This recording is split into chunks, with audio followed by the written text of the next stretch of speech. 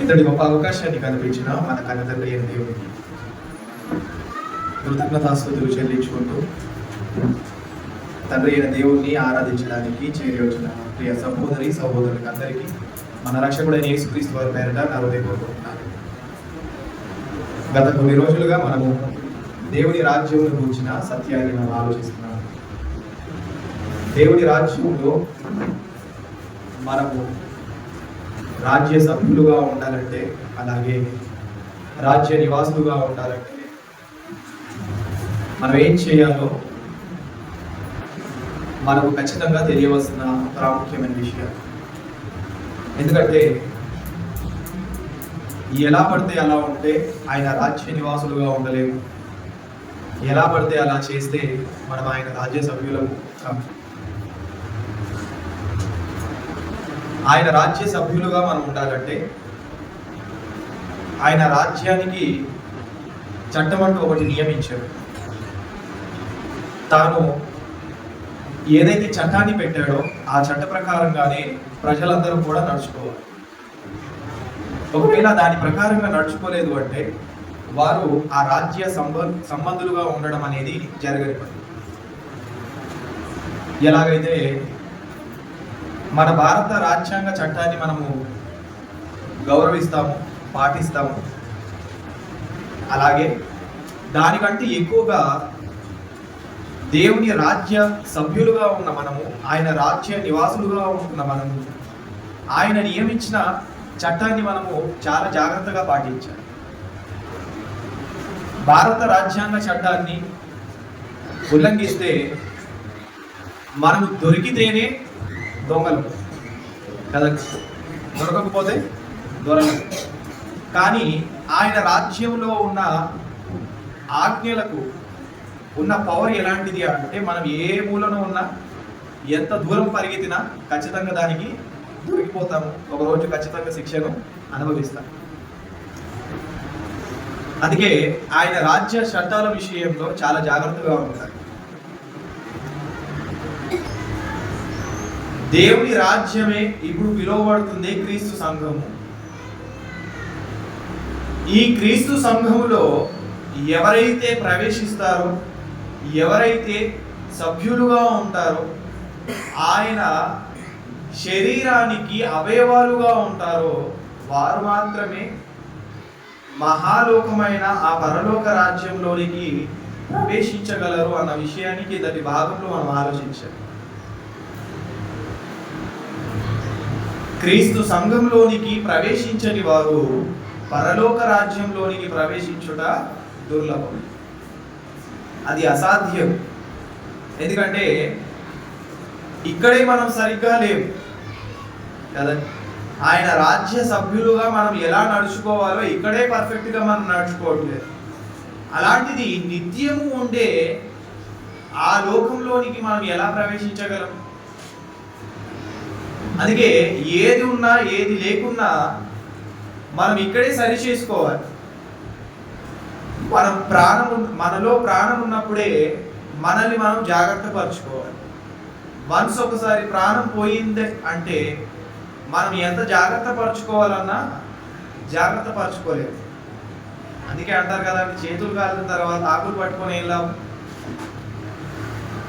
కాలకు ముందే కదా మనం ఆకులు పట్టుకోవాలి. మనము ముందుగానే జాగ్రత్త పడాలి. ముందుగా అంటే మనలో ప్రాణం ఉన్నప్పుడే జాగ్రత్త పడాలి. అందుకే అవకాశాలు ఇస్తూనే ఉన్నాడు. అవకాశాలు ఇస్తూనే ఉన్నాడు. ఆయన రాజ్య సభ్యులుగా మారని వారికి రాజ్య సభ్యులుగా అవడానికి అవకాశం ఇస్తున్నాడు. రాజ్య సభ్యులు అయిన వారికి రాజ్యాన్ని విస్తరింపచేసే అవకాశాన్ని ఆయన ఇస్తున్నాడు. దాన్ని పాడు చేసుకున్నాము, దుర్వినియోగపరుచుకున్నాము అంటే రేపటి రోజు నష్టపోయేది మనమే అన్న విషయాన్ని మర్చిపోకూడదు. అందుకే రాజ్య నివాసులుగా ఉన్న మనము ఏ విధంగా ఉండాలి అంటే కిందటి భాగంలో ఆలోచించినట్టుగా మనం ప్రత్యేకమైన వారిగా ఉండాలి. ఒకవేళ ప్రత్యేకమైన వారిగా లేవు అంటే ప్రవేశించే అర్హత మనకు ఉండదు. క్రీస్తు రాజ్యంలోనికి అనగా క్రీస్తు సంఘంలోనికి ప్రవేశించే ముందు మనము ప్రత్యేకంగా ఉండడం నేర్చుకోవాలి, ప్రత్యేకంగా ఉండాలి. అలాగే పరలోక రాజ్యంలోనికి కూడా మనం ప్రవేశించాలి అంటే ఆయన రాజ్య సభ్యులుగా ఉన్న మనము ప్రత్యేకంగా ఉండడం అనేది ఖచ్చితమైనది. పేతురు గారు అదే తెలియజేశారు. మీరు రక్షణ పొందాలి అనుకుంటే మూర్ఖులకు ఈ తరం వారికి వేరపడి, అప్పుడు మీరు రక్షణ పొందగలరు. అప్పుడు ఆ సంఘంలోనికి, అనగా క్రీస్తు సంఘంలోనికి మీరు ప్రవేశించగలరు. ఇక్కడ పాయింట్ ఏంటంటే, క్రీస్తు సంఘంలోనికి ప్రవేశించే ముందు మనం ప్రత్యేకంగా ఉండాలి. పరలోక రాజ్యంలోనికి ప్రవేశించాలి అంటే ప్రత్యేకంగా ఉండాలి. నేడున్న క్రీస్తు సంఘంలో మనం ప్రత్యేకంగా లేము అంటే రేపటి రోజు పరలోకపు రాజ్యంలోనికి ప్రవేశించే అర్హత మనం ఉండదు. ప్రత్యేకంగా ఉండడం మనం నేర్చుకోవాలి. ఒకవేళ అలా లేము అంటే నిత్యత్వంలోనికి ప్రవేశించే అర్హత మనది కాదు. ఈ క్రమంలోనే మనము ఆ విధంగా ఉండడానికి, అనగా నిత్యత్వంలోనికి చేరుకోవడానికి తర్ఫీదు పొందుకోవాలి. ట్రైనింగ్ అంటారు, శిక్షణ. అది మనం పొందాలి. ఆ ట్రైనింగ్ ఎప్పుడైతే కంప్లీట్ అవుతుందో భవిష్యత్తు కాలంలో మనం ఎలా ఉండబోతున్నాము అనేది కూడా బైబిల్లో మనకు తెలియజేశారు. ట్రైనింగ్ పీరియడ్లో మనము ప్రతిదీ కూడా నేర్చుకోవాలి, అందులో సంపూర్ణం అవ్వాలి. ఒకవేళ అందులో సంపూర్ణం అవ్వలేదు అంటే మన ట్రైనింగ్ని మనము కంప్లీట్ చేసి మనమంటూ ఒకటి అన్నది నిరూపించుకోలేదు అంటే రేపటి రోజున మనము ఏమై ఉంటామో కూడా మనకు అర్థం కాదు. అందుకే మనకున్న ట్రైనింగ్ ఏదైతే ఉందో అది మనం కంప్లీట్ చేసుకోవాలి, అది సంపాదించుకోవాలి. సర్టిఫికేషన్ అంటారు దాన్ని. లేదంటే ఒక ట్రైనింగ్ చేసామనుకోండి, 6 నెలల కోర్సు, 1 సంవత్సరాల కోర్సు, లేదంటే 2 సంవత్సరాల కోర్సు, ఏదో ఒక కోర్సు మనం చేసామనుకోండి, చివరాఖరి దినాన్ని ఏం చేస్తారు? ఒక సర్టిఫికేట్ ఇస్తారు కదా. ఈ వ్యక్తి ఇదిగో డిప్లొమా చేశాడు, ఈ వ్యక్తి మాస్టర్ చేశాడు అని ఓ సర్టిఫికేట్ ఇస్తారు. ఆ సర్టిఫికేషన్ని బట్టి మనకు అర్థమవుతుంది ఏంటంటే ఈ వ్యక్తి ఎలిజిబుల్ పర్సన్ కాబట్టి సర్టిఫికేట్ ఇచ్చారు. అండ్ సర్టిఫికేట్ ఇవ్వడానికి కూడా కారణం ఏంటి? సర్టిఫికేట్ తీసుకునేంత వరకు వెళ్ళాడు అంటే ట్రైనింగ్ కంప్లీట్ చేశాడు. ట్రైనింగ్ కంప్లీట్ అయిన తర్వాత ఏదైతే ఎగ్జామ్ ఉంటుందో ఆ ఎగ్జామ్ కంప్లీట్ చేశాడు. అలాగే ఆ ఎగ్జామ్లో పాస్ అయ్యాడు కాబట్టి సర్టిఫికేషన్ అయ్యాడు. ట్రైనింగ్ తీసుకోవాలి, అలాగే ఎగ్జామ్ రాయాలి, ఆ తర్వాత సర్టిఫికేట్ తీసుకోవాలి. ఇది ఎలాగైతే క్రమంగా ఉందో అలాగే మనకు కూడా ఒక క్రమం ఉంది. మనం శిక్షణను తీసుకోవాలి. ఎందులో శిక్షణను తీసుకోవాలి? ఏం పొందుకోవడానికి మనం శిక్షణను తీసుకోవాలి? ఏం సంపాదించుకోవడానికి మనం శిక్షణ తీసుకోవాలి అంటే రోమీయులకు రాసిన పత్రిక 8వ అధ్యాయము, రోమీయులకు రాసిన పత్రిక 8వ అధ్యాయము 28 నుండి 30 వచనాలలో మనకు ఒక ప్రాముఖ్యమైన విషయాన్ని తెలియజేస్తారు. దేవుని ప్రేమించు వారికి అనగా ఆయన సంకల్పము చెప్పున పిలువబడిన వారికి మేలు కలుగుటకై సమస్తమును సమకూడి జరుగుచున్నదని ఎరుగుదుము. ఎందుకనగా తన కుమారుడు అనేక సహోదరులలో జ్యేష్ఠుడగునట్లు దేవుడు ఎవరిని ముందు ఎరిగెనో వారు తన కుమారునితో సారూప్యము గలవారగుటకు వారిని ముందుగా నిర్ణయించారు. ఇక్కడ మనకున్న ట్రైనింగ్ ఏంటి అంటే, మనకున్న తర్ఫీదు ఏంటి అంటే క్రీస్తు సారూప్యంలోనికి మనము ప్రవేశించాలి. క్రీస్తు సారూప్యాన్ని మనం ఏం చేయాలి? సంపాదించుకోవాలి. సంపాదించుకుంటేనే తర్వాత భవిష్యత్తు అనేది ఏ విధంగా ఉంటుందో అది తర్వాయి భాగంలో మనం ఆలోచిద్దాం. మనము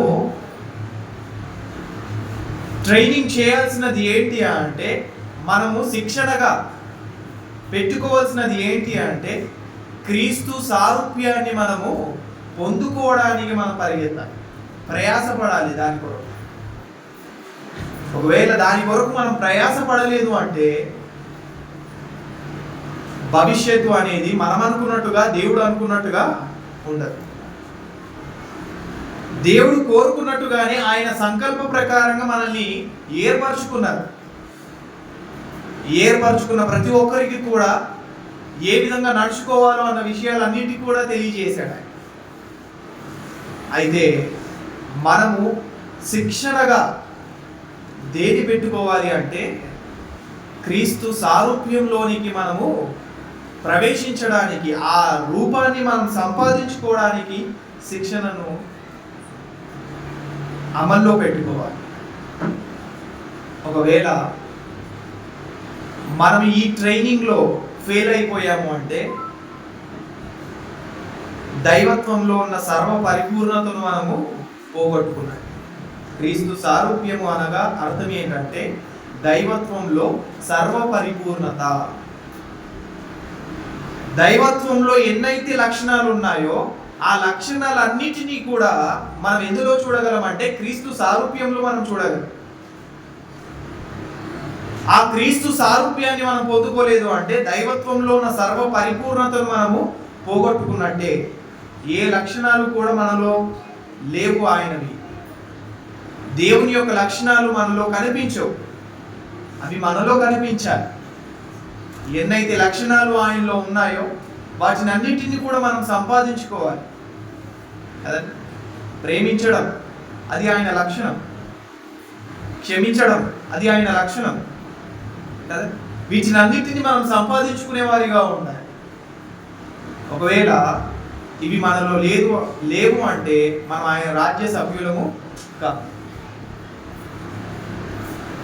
మొదటి పాయింట్గా మనకు ఉన్న శిక్షణ ఏంటి అంటే క్రీస్తు సారూప్యము గలవారిగా ఉండటం అనే ఆ శిక్షణ మనం కలిగి ఉండాలి. తల్లిదండ్రులకు చెప్పాడు కదండి, మీ పిల్లలకు కోపం రేపక ప్రభువు యొక్క బోధలోను శిక్షలోను వారిని పెంచుడి. మరి ఆ శిక్షణ అనేది ఏంటో మనకు తెలియకుండా మనము అందులో నడుచుకోలేము, అలాగే వారిని నడిపించలేము. ప్రభు యొక్క శిక్షణలో వారిని పెంచాలి, మనము అందులో పెరగాలి, ఎదిగే వారిగా ఉండాలి. మరి ఏంటి ఆ శిక్షణ అంటే క్రీస్తు సారూప్యాన్ని మనం కలిగి ఉండడం. ఆ శిక్షణ మనం తీసుకోవాలి. ఇక రెండవదిగా ఫిలిప్పీ వారికి రాసిన పత్రిక మొదటి అధ్యాయము, ఫిలిప్పీయులకు రాసిన పత్రిక మొదటి అధ్యాయము 9 నుండి 11 వచనాలలో మనకు తెలియజేస్తున్నారు. మీరు శ్రేష్టమైన కార్యములను వివేచింపగలవారవుటకు మీ ప్రేమ తెలివితోను సకల విధములైన అనుభవ జ్ఞానముతోను కూడినదై అంతకంతకు అభివృద్ధి పొందవలెననియు, ఇందువలన దేవునికి మహిమయు స్తోత్రమును కలుగునట్లు మీరు యేసుక్రీస్తు వలనైన నీతి ఫలములతో నిండి కొనిన వారై క్రీస్తు దినము కొరకు నిష్పక్షులను నిర్దోషులను కావలెననియు ప్రార్థించుచున్నాను. ఇక్కడ మనం పాయింట్ చేయాల్సినది ఏంటి అంటే నీతి ఫలములు. మనము నీతి ఫలములు సంపాదించుకోవడానికి ఏం చేయాలంటే ట్రైనింగ్ తీసుకోవాలి, అందులో మనం తర్ఫీదు పొందాలి. ఆ శిక్షణ మనము కలిగి ఉండాలి. ఒకవేళ మన జీవిత కాలంలో ఈ ట్రైనింగ్ని మనం కంప్లీట్ చేసుకోలేదు అంటే, ఈ శిక్షణ కలిగి మనం లేము అంటే మనం దేవుళ్ళో ఉన్నవారం కాదు. నీతి ఫలములు మనలో ఉండాలి. ఆ నీతి ఫలాలు ఏంటో, ఏ విధంగా ఉంటాయో అవి తర్వాయి భాగంలో ఆలోచిద్దాం. కానీ మనకున్న మెయిన్ ట్రైనింగ్ పీరియడ్ ఏంటి, దానికి ఉన్న పాయింట్ ఏంటి అంటే మనము నీతి ఫలాలు కలిగి ఉండేవారిగా ఉండాలి. ఒకవేళ అది మనం కలిగి లేము అంటే మనం ఆయన రాజ్య సభ్యులము కాదు. ఇక మూడవదిగా యాజ్ యూజువల్గా మనకు తెలిసినది గలతీయులకు రాసిన పత్రిక 5వ అధ్యాయం 22వ వచనంలో ఆత్మఫలాలను గురించి తెలియజేస్తారు. అయితే ఆత్మఫలం ఏమనగా ప్రేమ, సంతోషము, సమాధానము, దీర్ఘశాంతము, దయాళుత్వము, మంచితనము, విశ్వాసము, సాత్వికము, ఆశా నిగ్రహము. ఇటు వాటికి విరోధమైన నియమము ఏదియూ లేదు. క్రీస్తు యేసు సంబంధులు శరీరమును దాని ఇచ్చలతోనూ దురాశలతోనూ సిలువ వేసి ఉన్నారు కదండి. శరీరాశ, నేత్రాశ ఇవన్నీ ఏవైతే ఉన్నాయో వాటిని అన్నిటిని కూడా సిలువలో వారు ఏం చేశారు? కొట్టివేశారు. అయితే మనలో ఉండవలసినవి ఏంటి అంటే ప్రేమ, సంతోషము, సమాధానము, దీర్ఘశాంతము, దయాళుత్వము, మంచితనము, విశ్వాసము, సాత్వికము, ఆశా నిగ్రహం అనే ఈ ఫలాలు మనలో ఉండాలి. ఇది ఎవరిలో ఉండవలసిన లక్షణాలు తెలుసా? దేవుని రాజ్య సభ్యులుగా ఉన్న వారిలో ఉండవలసిన లక్షణాలు. ఇందులో మనం తర్ఫీదు పొందాలి. పై మాటలు చెప్తారు 21వ వచనంలో. 21వ వచనం, వేదములు, విమతములు, అసూయ, మత్తతులు, అల్లరితో కూడిన ఆటపాటలు మొదలైనవి వీటిని గూర్చి నేను మునుపు చెప్పిన ప్రకారము ఇట్టి వాటిని చేయువారు దేవుని రాజ్యమును స్వతంత్రించుకొనరని మీతో స్పష్టముగా చెప్పుచున్నాను. పై కార్యములు, శరీర కార్యములను గూర్చి వివరిస్తారు అండి 19వ వచనం నుండి. ఆ కార్యములు ఏంటి అంటే దేవుని రాజ్యములో ఉండవలసిన వారు అలాంటి లక్షణాలు గల వారిగా ఉండరు. ఎవరైతే దేవుని రాజ్యంలో ఉండకూడదు అనుకుంటారో వారు ఆ లక్షణాలు కలిగి ఉంటారు. ఒకవేళ ఆ లక్షణాలు కలిగిన వారు ఎవరైనా ఉన్నారు అంటే దేవుని రాజ్యాన్ని వారు స్వతంత్రించుకునే అవకాశము ఉండదు, అనగా పొందుకోనే అవకాశం ఉండదు. మరి ఏం చేస్తే దేవుని రాజ్యాన్ని పొందుకోగలం, దేవుని రాజ్య నివాసులుగా మనం ఉండగలం అంటే కింది మాటలు చెప్తున్నారు. ఆత్మఫలాలను గురించి ప్రేమ, సంతోషము, సమాధానము ఇవి ఎవరిలో అయితే ఉంటాయో వారు మాత్రమే ఆయన రాజ్య సభ్యులుగా ఉంటారు. అంటే మనము దేవుని రాజ్యంలోనికి ప్రవేశించాలి అంటే మనము కలిగి ఉండవలసినవి. క్రీస్తు సంఘంలోనికి మనం ప్రవేశించాము. ప్రవేశించిన తర్వాత ఇప్పుడు దేవుని రాజ్యం అనగా దేవుని పరలోక రాజ్యంలోనికి మనం ప్రవేశించాలి. ఇప్పుడు ఆ మహాలోకమైన పరలోకంలోనికి మనం ప్రవేశించాలంటే ఇప్పుడు దేంట్లో మనం శిక్షణ కలిగి ఉండాలి, దేంట్లో మనం తర్ఫీదు పొంది ఉండాలి అంటే ఆత్మ ఫలాలలో మనం అన్నిటినీ పాటించిన వారిగా, జరిగించిన వారిగా, ఆ లక్షణాలను, ఆ స్వభావాలను మనం కనుపరిచే వారిగా ఉండాలి. అప్పుడు మనం ఆ రాజ్యంలోనికి ప్రవేశించే అర్హులం. చివరి మాట అదే చెప్పాడు కదండి 21వ వచనం చివరి మాటలు ఏమంటున్నారు ఆయన పౌలు గారు? వీటిని గూర్చి నేను మునుపు చెప్పిన ప్రకారము ఇట్టి వాటిని చేయువారు దేవుని రాజ్యమును స్వతంత్రించుకొనరు. ఏ కార్యములు? పైనున్న శరీర కార్యములు ఏవైతే ఉన్నాయో వాటిని చేసిన వారు దేవుని రాజ్యంలోనికి ప్రవేశించలేరు. మరి దేవుని రాజ్యంలో ఎవరు ప్రవేశిస్తారయ్యా అంటే అనగా పరలోక రాజ్యంలోనికి, నిత్యత్వంలోనికి ఎవరు ప్రవేశించగలరయ్యా అంటే ఆత్మ ఫలాలు కలిగిన వారు మాత్రమే అందులోనికి ప్రవేశించగలరు. ఎందుకంటే అవి దేవుళ్ళో ఉన్నాయి. దేవుడున్న ఆలోకంలోనికి మనం వెళ్ళాలి అంటే దేవుళ్ళో ఉన్న లక్షణాలే మనలో ఉండాలి. ఒకవేళ అది మనలో లేదు అంటే మనము దేవుని సంకల్ప ప్రకారంగా క్రీస్తు సారూప్యాన్ని మనం పొందుకున్నవారు కాదు. ఇక నాలుగవదిగా ఎఫెసీయులకు రాసిన పత్రిక 5వ అధ్యాయం 10వ వచనంలో కూడా తెలియజేస్తున్నారు. ఎఫెసీయులకు రాసిన పత్రిక 5వ అధ్యాయం 10వ వచనం. కనుక క్షమించండి, 9వ వచనం. వెలుగు ఫలము సమస్తమైన విధమైన మంచితనము, నీతి, సత్యమును వాటిలో కనపడుచున్నది. కనుక ప్రభుకేది ప్రీతికరమైనదో దాని పరీక్షించుచు వెలుగు సంబంధుల వలె నడుచుకొనుడి. ఏం చేయాలంటే మనం ఎందులో నడవాలంట? వెలుగు సంబంధులుగా మనం నడుచుకోవాలి. ఎలా పడితే అలా నడుచుకోవడానికి వీల్లేదు. ఆయన రాజ్య సభ్యులు, ఆయన రాజ్య సభ్యులకు ఇచ్చిన నియమం ఏంటంటే, ఇదిగో నేను వెలుగులో ఉన్న ప్రకారం మీరు కూడా ఏం చేయాలి? వెలుగులో నడవాలి. ఒకవేళ వెలుగులో మీరు నడవలేదు అంటే నిత్యత్వంలోనికి వెళ్ళే అవకాశము లేదు అని చాలా స్పష్టంగా తెలియజేస్తారు. అంటే వీటన్నిటిలో కూడా మనం ఏం చేయాలంటే తర్ఫీదు పొందాలి, అనుభవ జ్ఞానం గలవారిగా ఉండాలి, ఇది సంపాదించుకోవాలి.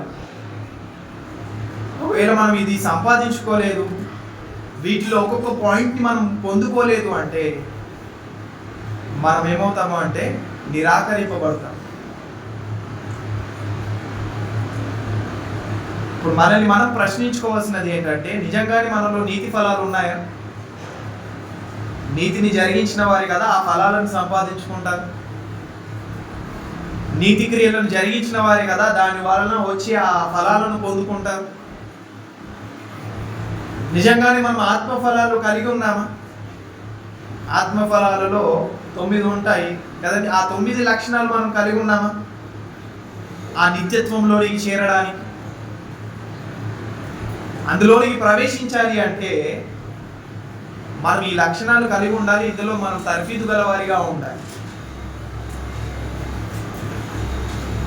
అప్పుడే దైవత్వంలో ఉన్న సర్వ పరిపూర్ణత అనేది మనలో కనిపిస్తుంది.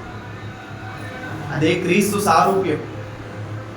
ఆ క్రీస్తు సారూప్యం అనేది మనం కలిగి ఉండాలి. పొందుకోవాలి అంటే దేవుని సంకల్ప ప్రకారంగా ఈ లక్షణాలు మనం కలిగి ఉండాలి. రోమీయులకు రాసిన పత్రిక 12వ అధ్యాయము మొదటి 2 వచనాల్లో కూడా మనకు ప్రాముఖ్యమైన విషయాన్ని తెలియజేస్తున్నారు. మనం శిక్షణగా తర్ఫీదు పొందడానికి.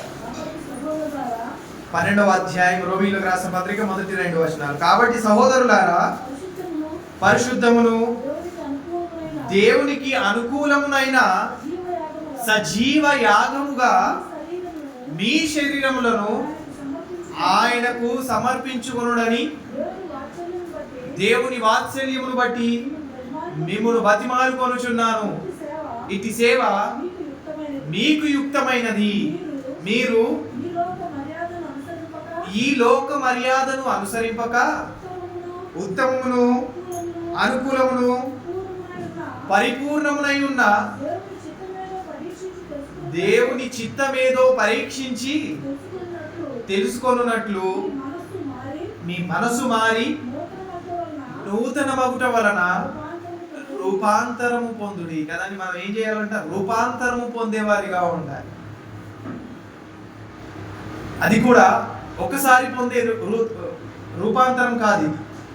దినదినము మనం ఏమవ్వాలి? నూతన పరచబడాలి. దినదినము మనము రూపాంతరం చెందాలి. దినదినము మనం ఎదిగే వారిగా ఉండాలి. చేంజ్ కనిపించాలి. మార్పు అంటారు దాన్ని.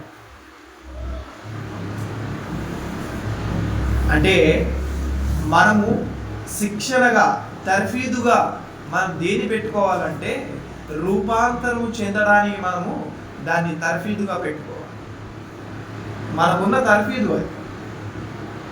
ఒకవేళ దీన్ని మనం కంప్లీట్ చేయలేదు అంటే దేవుని రాజ్యంలోనికి అనగా పరలోక రాజ్యంలోనికి ప్రవేశించడం అనేది జరగదు. ఏ విషయాల్లో మనం జాగ్రత్తగా ఉండాలి?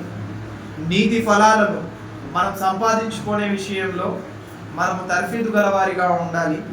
అలాగే ఆత్మ ఫలాలను పొందుకునే విషయంలో మనం తర్ఫీదు గలవారిగా ఉండాలి.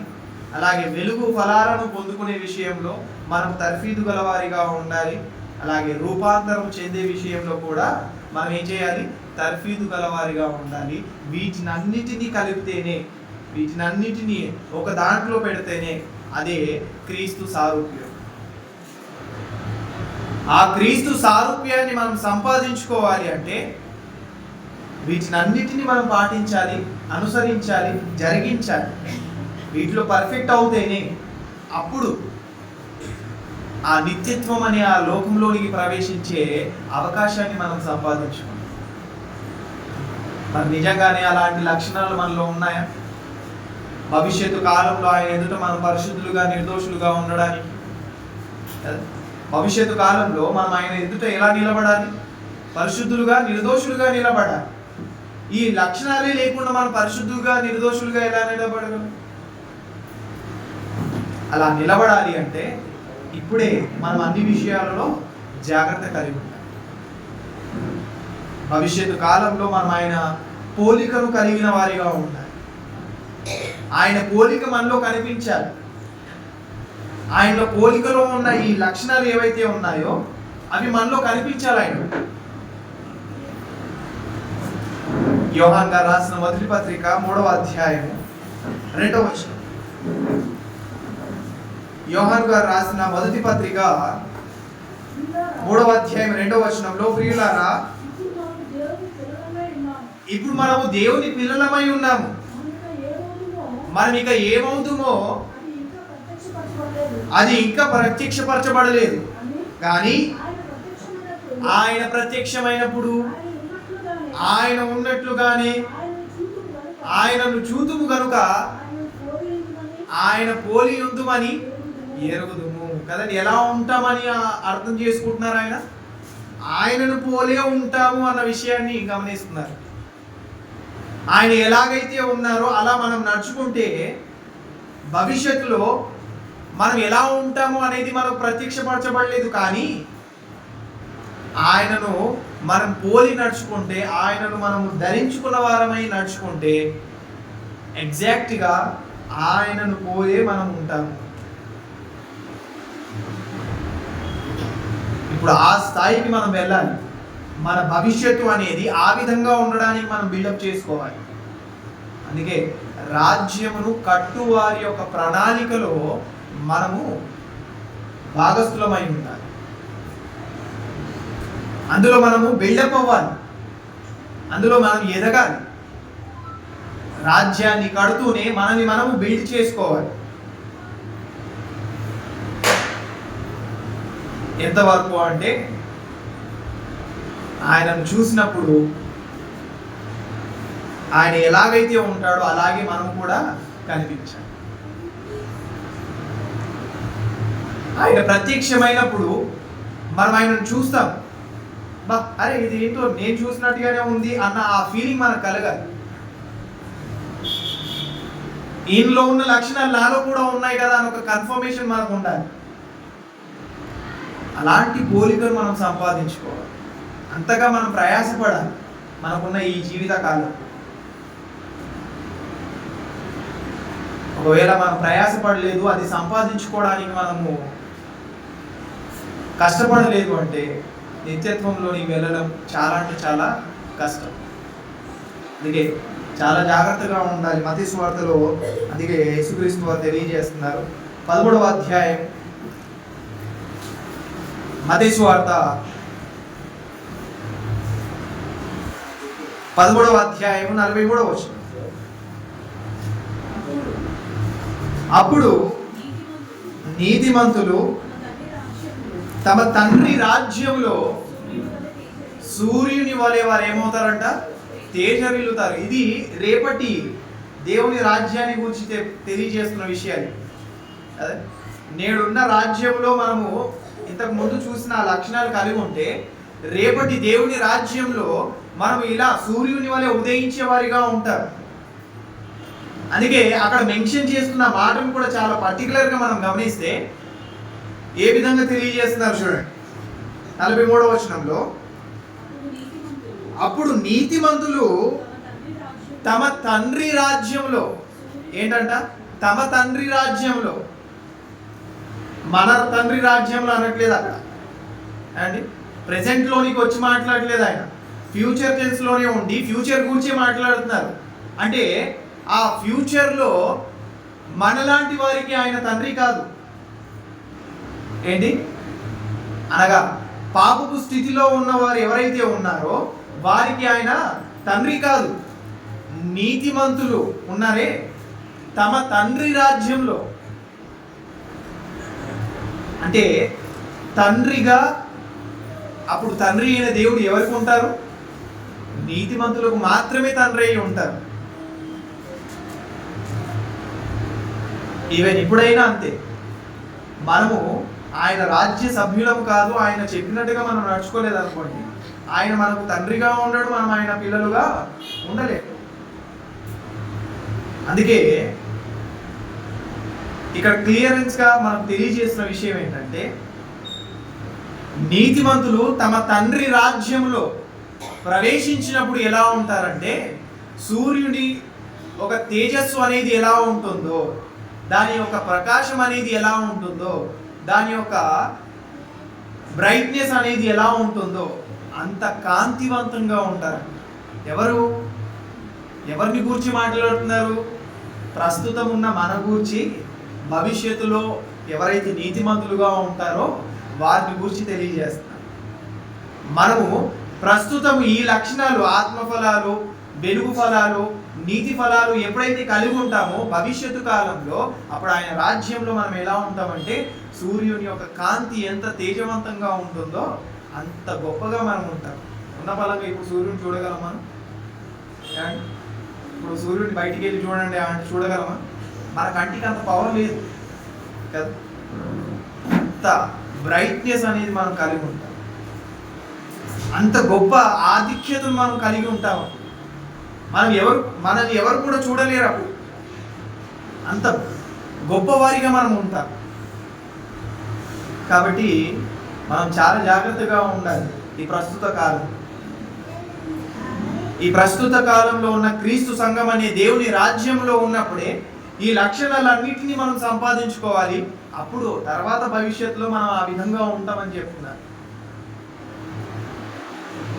ప్రస్తుత కాలంలో ఈ లక్షణాలు కలిగి మనం జీవించలేదు అంటే మనం సూర్యుడు కాదు కదా, కనీసం బల్బ్ లైట్గా కూడా మనం వెలగలేదు. కాబట్టి చాలా జాగ్రత్తగా ఉంటాం. అందుకే ప్రకటన గ్రంథంలో కూడా 21వ అధ్యాయము, ప్రకటన గ్రంథం 21వ అధ్యాయము 3 నుండి 5 వచనాలను ఒకసారి జాగ్రత్తగా పరిశీలిద్దాం. అప్పుడు ఇదిగో దేవుని నివాసము మనుషులతో కూడా ఉన్నది, ఆయన వారితో కాపురం ఉండును, వారు ఆయన ప్రజలయ్యుందురు, దేవుడు తానే వారి దేవుడై ఉంది, వారికి తోడై ఉండును, ఆయన వారి కన్నుల ప్రతి బాష్ప బిందువును తుడిచివేయును, దుఃఖమైనను ఏడుపైనను వేదనైనను ఇక ఉండదు.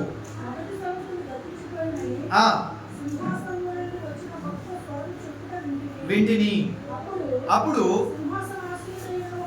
సింహాసనాసీనుడై ఉన్నవాడు, ఇదిగో సమస్తమును నూతనముగా చేయుచున్నానని చెప్పాను. మరియు ఈ మాటలు నమ్మకమును నిజమునై ఉన్నవి కనుక రాయుమని ఆయన నాతో చెప్పుచున్నాడు. చాలు. ఇక్కడ తెలియజేస్తున్న విషయం ఏంటంటే, ఇదిగో భవిష్యత్తు కాలాన్ని గురించి తెలియజేస్తున్నారు.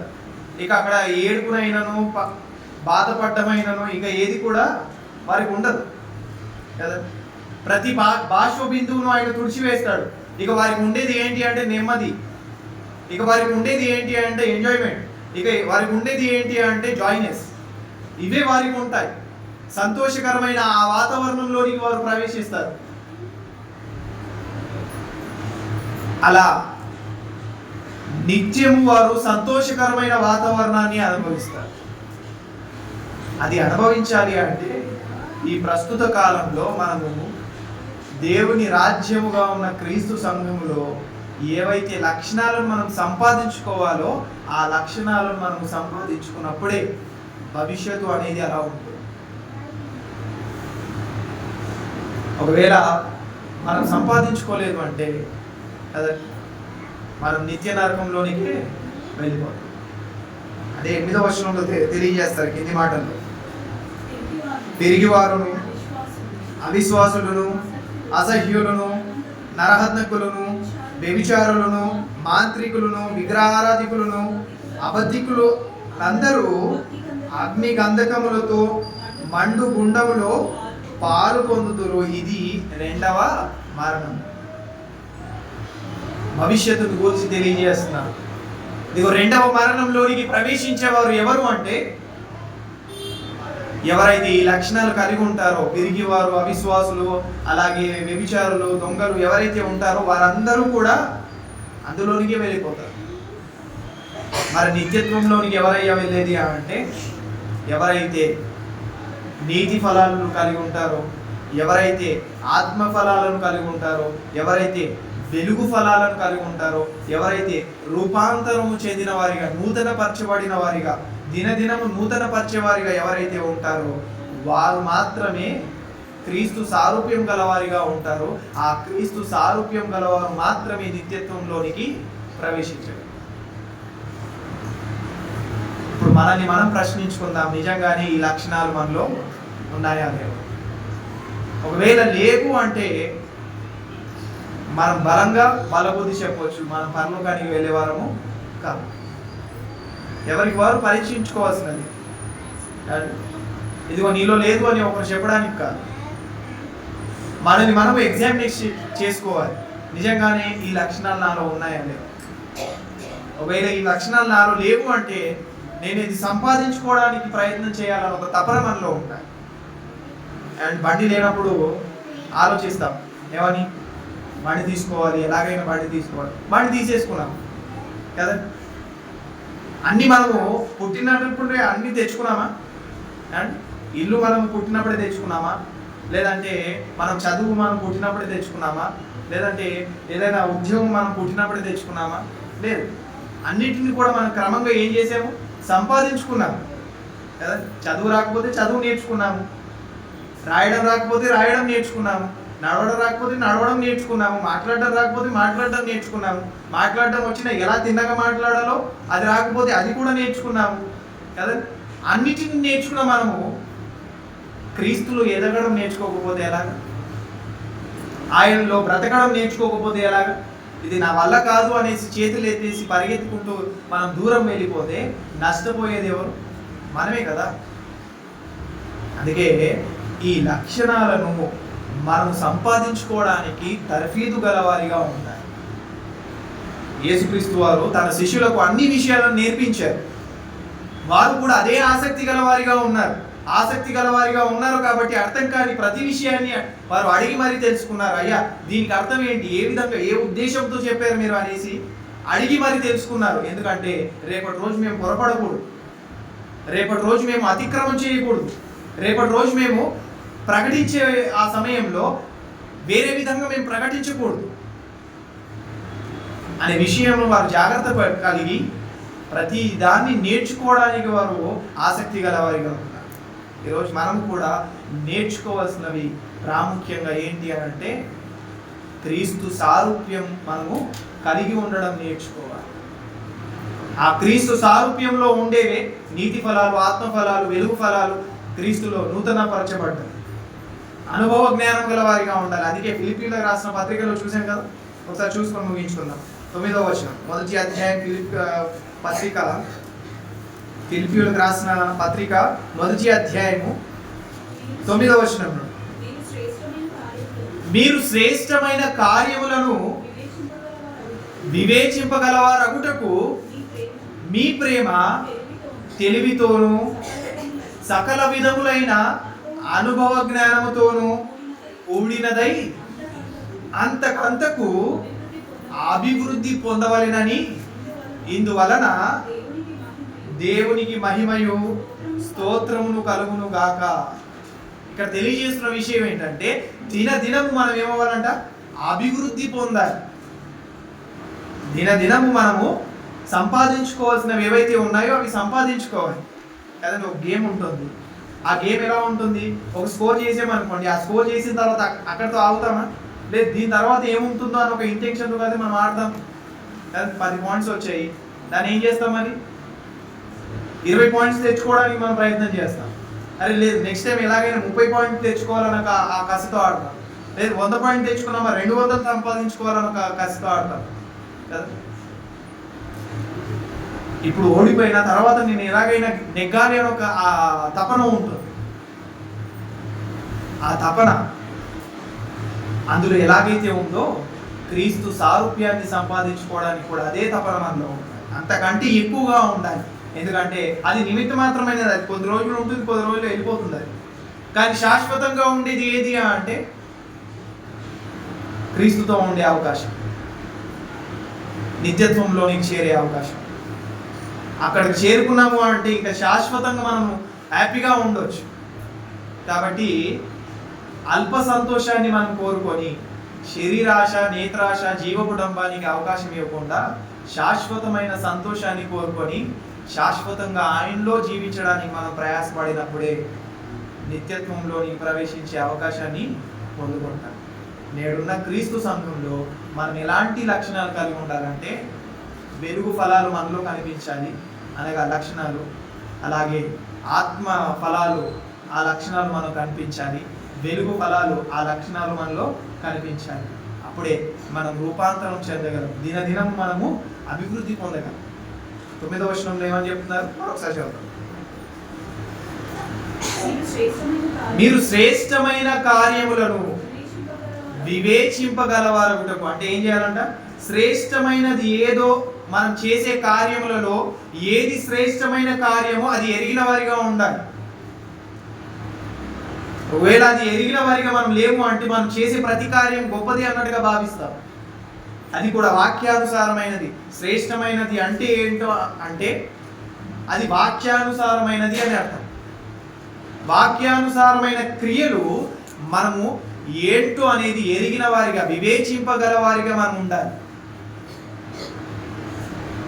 అది చేస్తూనే ప్రేమ కనుపరిచే వారిగా మనం ఉండాలి. అవి చేస్తూనే దినదినము అభివృద్ధి గల వారిగా మనం ఉండాలి. అప్పుడు మనం రూపాంతరం చెందే అవకాశాన్ని సంపాదించుకుంటాం. కాబట్టి జాగ్రత్త పడదాం. భవిష్యత్తు కాలంలో మనం సూర్యుని వలె ఉదయించాలి అండి. అలాగే దేవుని పోలిక మనలో కనిపించాలి. అలాగే ఆయన రాజ్యంలోని ప్రవేశించే అర్హులుగా మనం ఉండాలి. అంటే ఈ ప్రస్తుత కాలంలో దేవుని రాజ్యంగా ఉన్న క్రీస్తు సంఘంలో ఉన్నప్పుడే మనం ఈ లక్షణాలు కలిగి ఉన్నప్పుడే అప్పుడు ఆ అవకాశాన్ని సంపాదించుకోగలం. దాని విషయంలో జాగ్రత్త పడదాం. మనము ఆ ప్రకారంగా జీవించడానికి సిద్ధపరచుకుందాం. కళ్ళు మూసుకొని ప్రార్థన చేసుకుందాం. మహోన్నతుడైన మా కర్తండ్రి, దేవపరిశుద్ధుడా, మమ్మల్ని ప్రేమించి మాకు ఇచ్చిన ఈ గొప్ప అవకాశాన్ని బట్టి మీ కృతజ్ఞతలు తండ్రి. మీరు కోరుకున్నట్టుగానే ఈ కుమారుడు యేసుక్రీస్తు వారి యొక్క సంఘంలో ఉన్నప్పుడే ఈ లక్షణాలను మేము కలిగి ఉన్న సమయంలోనే తండ్రి మీరున్న మహాలోకమైన పరలోకానికి మేము ప్రవేశించగలము, అక్కడికి చేరుకోగలము అన్న విషయాన్ని ఎరిగిన మేము ఈ లక్షణాల విషయంలో నిర్లక్ష్యంగా ఉండకుండా తండ్రి సమస్త విషయంలో మేము జాగ్రత్త గల వారిగా ఉండేలా సహాయం చేయండి. మీ చిత్తానుసారమైన ప్రవర్తన కలిగి మీ రాజ్య నివాసులుగా ఉండడానికి మేము ఎలాంటి పనులను మేము జరిగించాలో, ఎలాంటి కార్యక్రమాల్లో మేము పాల్పొందాలో వాటి విషయాల్లో మేము జాగ్రత్త పడి ఉండేలా సహాయాన్ని అందిస్తారని ఆశిస్తూ అర్చిస్తూ ప్రతి విషయంలో మీ కృతజ్ఞతాస్తుతులు చెల్లించుకుంటూ క్రీస్తు వారి పేరిట ఈ ప్రార్థన అడిగి వేడుకుంటున్నాం తండ్రి. ఆమేన్. అందరికీ